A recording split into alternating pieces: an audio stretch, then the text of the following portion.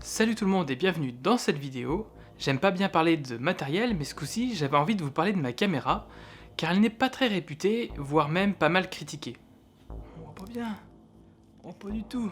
Il s'agit de la Blackmagic Micro Cinema Camera, qui est sortie en 2014, pas longtemps après la Blackmagic Pocket Cinema Camera, la première du nom.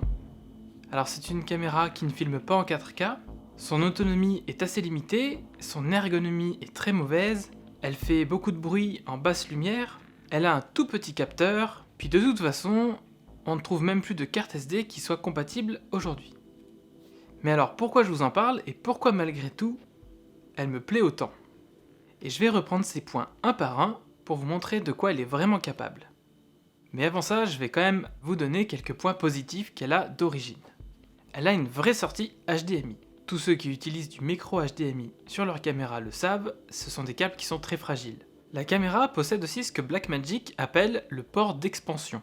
On verra plus tard, mais c'est quelque chose qui peut être très pratique. Et même si de base ils nous fournissent un poulpe. Ensuite, en interne, elle est capable de filmer en RAW 12 bits, donc sans compression. Et même jusqu'à 60 images par seconde, toujours en RAW, légèrement compressé, mais toujours en 12 bits. Elle propose également des enregistrements en 10 bits ProRes HQ 422 LT qui sont de très bons codecs de compression. Et donc tout ça enregistré en interne directement sur de simples cartes SD. C'est vrai que pas mal de cartes SD récentes ne sont pas compatibles. Cependant, j'en ai trouvé quelques-unes d'occasion, mais également neuves, et il existe également un site qui répertorie quelques cartes qui sont compatibles, y compris des cartes neuves. Avec cette Kingston, par exemple, qui est neuve, j'ai eu quelques problèmes d'enregistrement en 60 images par seconde. J'ai pu enregistrer uniquement une trentaine de secondes, ce qui peut être suffisant pour un plan au ralenti. Par contre, j'ai rencontré aucun autre problème, en 24 images par seconde par exemple, j'ai pu filmer sans souci. Il faut noter aussi que cette caméra a une très bonne dynamique, elle est donnée pour 13 diaph, ce qui dépasse déjà certaines caméras qui sortent seulement sur le marché aujourd'hui. Finalement, dans un si petit cube, il y a quand même l'essentiel. Alors c'est une caméra qui a déjà plus de 7 ans, et pourtant je trouve qu'elle a encore largement sa place comparée aux caméras qui sortent aujourd'hui. Niveau prix, on la trouve encore neuve à 850€, et je l'avais même trouvée à moins de 400€ d'occasion. J'ai également vu pas mal de petits packs bien complets d'occasion à très bon prix. Bon, maintenant que les présentations sont faites, voyons voir comment faire avec tous ces défauts. Donc généralement je commence par la base en lui installant une cage et un moniteur 5 pouces, comme je le fais avec toutes mes caméras. Concernant son autonomie, elle utilise des batteries Canon LPE6 qui sont très faciles à trouver à très bon prix. C'est vrai qu'avec ces batteries Canon, on tient à peine 1 heure en tournage. Par contre, ce qui est intéressant, c'est que la batterie se place à l'arrière du boîtier. Et du coup, on va pouvoir construire un pont pour pouvoir mettre d'autres types de batteries. J'ai donc créé un adaptateur LPE6 vers NPF, les fameuses batteries de chez Sony. Elles ont une meilleure autonomie et se trouvent tout autant facilement, toujours à bon prix. Avec ces batteries-là, je vais maintenant pouvoir tenir autour de 2 heures. C'est déjà bien mieux, mais on verra plus tard comment on peut faire encore mieux.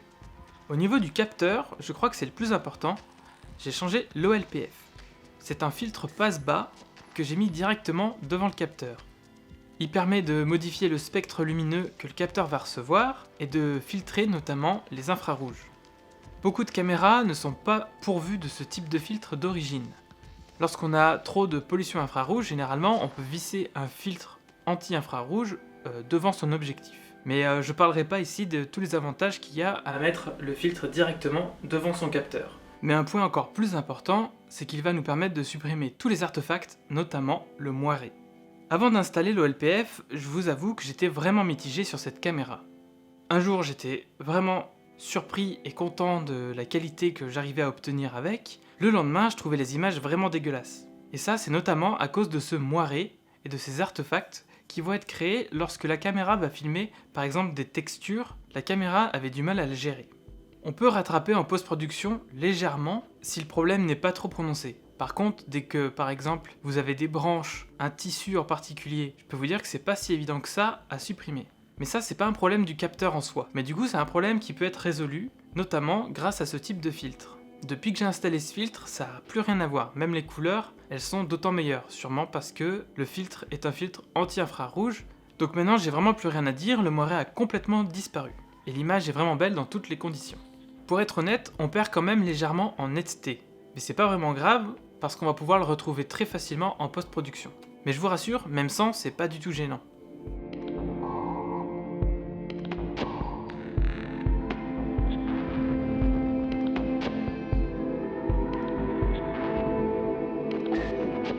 Bon, maintenant je vais ajouter un speed booster.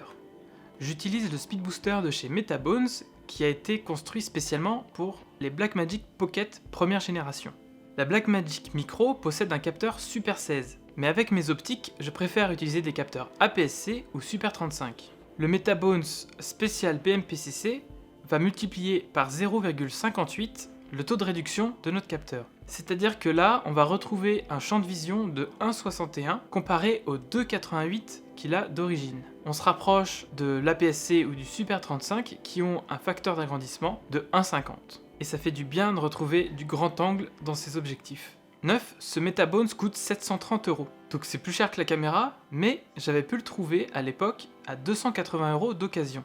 Avant de faire cette vidéo, j'ai regardé, j'ai trouvé au moins 2 ou 3 annonces à 250 €. Ce qu'il faut savoir, c'est que ce Metabones est compatible uniquement avec 3 caméras.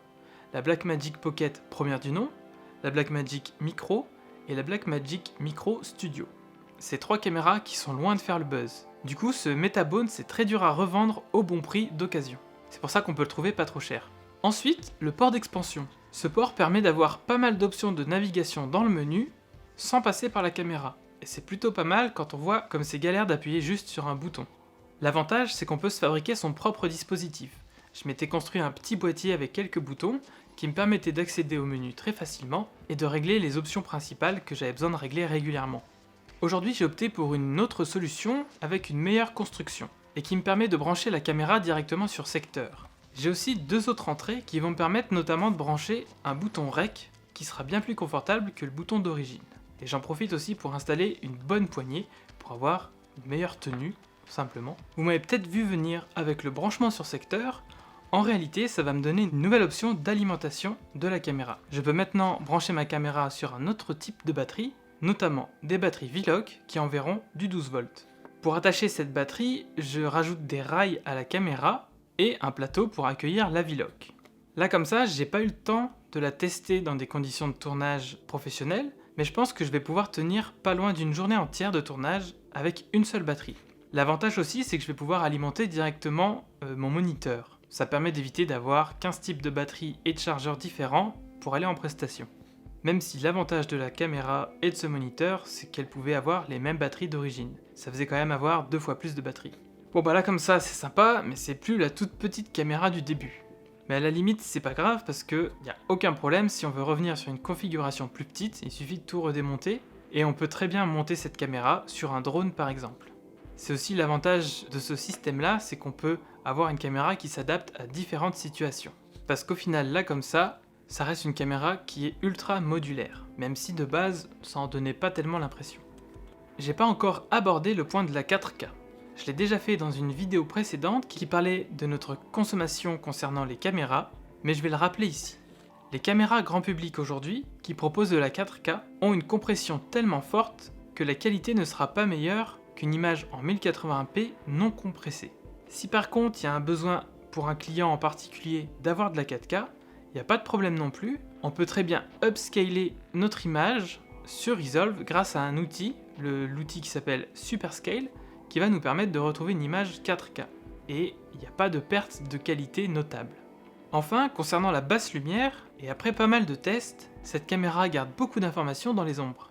Malgré effectivement la présence d'un petit peu de bruit numérique, qui personnellement ne me gêne pas du tout, pour autant, on garde une image de qualité avec une bonne richesse de couleurs. Et juste pour éclaircir un point là-dessus, pour moi, basse lumière ne signifie pas pouvoir filmer dans le noir, dans la nuit, ou cramer la lumière d'une allumette. J'ai vu beaucoup de tests en basse lumière où le but était de cramer la lumière d'une allumette pour éclairer toute une pièce avec. C'est vrai que c'est une bonne performance de la caméra de pouvoir faire ça, mais cependant, je vois pas dans quelle situation on aurait besoin d'utiliser ça comme ça. Ça peut être un gros plus selon ce que vous avez besoin, selon votre utilisation, mais personnellement, lorsque je cherche à être bien exposé, je vais également éclairer ma scène correctement. Et évidemment, je parle là de situations qui sont maîtrisables. Bref, j'ai l'impression de donner pas mal d'arguments de vente à Blackmagic, et pourtant toutes ces astuces sont là pour corriger les défauts que cette caméra a d'origine, Mais perso, je trouve que c'est vraiment une bonne caméra qui est sous-estimée, et ce encore aujourd'hui.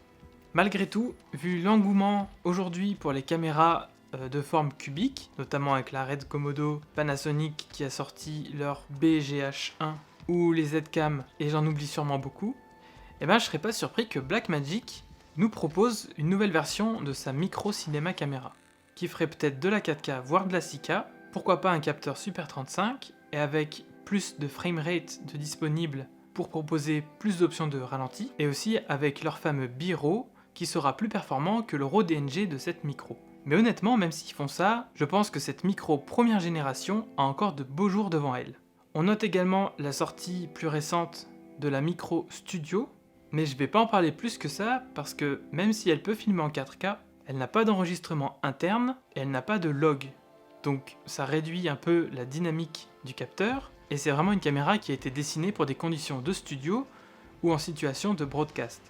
Au final, pourquoi je vous parle de cette caméra, c'est que j'en ai marre de voir le nombre de vidéos faisant la promotion de caméras toujours plus récentes, avec toujours plus d'options, toujours plus de cas, toujours meilleures, toujours indispensables. Quand finalement, on trouve des caméras comme celle-ci, qui ont plus de 7 ans, donc imaginez tout ce qu'il y a entre.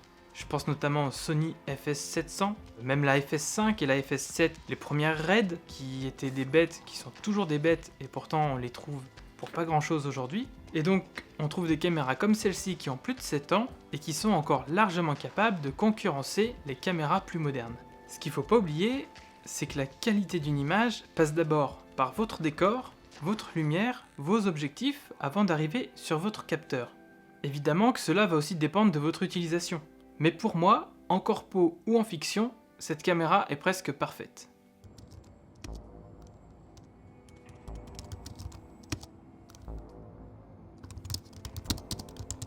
Dites-moi en commentaire ce que vous en pensez. Merci d'avoir suivi cette vidéo et je vous dis à très bientôt. Ciao!